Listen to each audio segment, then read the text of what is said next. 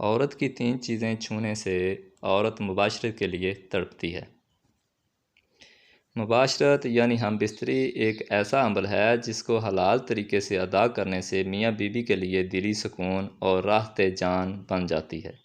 مباشرت کرنے کے کچھ اصول ہوتے ہیں، جس میں سب سے بڑا اصول یہ ہے کہ جب بیوی مباشرت کے لیے ذہنی اور جسمانی طور پر تیار ہو تو ہی مباشرت کی جائے اور اپنی خواہش پوری کی جائے۔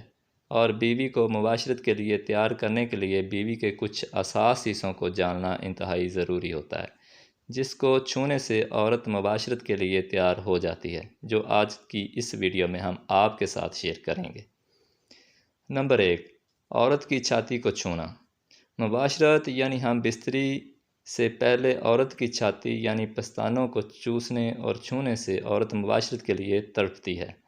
پستانوں کو ہاتھوں سے دبانا، اس کو رگڑنا اور منہ میں لے کر چوسنا عورت کو بہت زیادہ پسند ہوتا ہے۔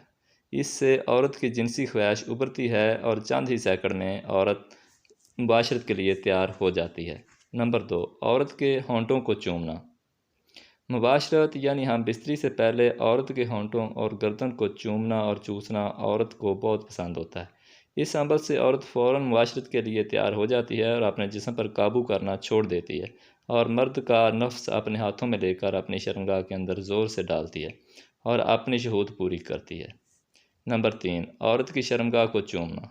عورت کی شرمگاہ اس کے جسم کا سب سے حساس ترین حصہ ہوتا ہے۔ قدرت نے اس کی بناوٹ بھی بہت حساس بنائی ہے۔ عورت کی شرمگاہ کو چوسنے اور چومنے سے عورت کا دل مباشرت کے لیے مچلتا ہے اور بہت زیادہ تڑپتی ہے، اور اتنی زیادہ گرم ہو جاتی ہے کہ مباشرت کرنے سے پہلے ہی فارغ ہو جاتی ہے۔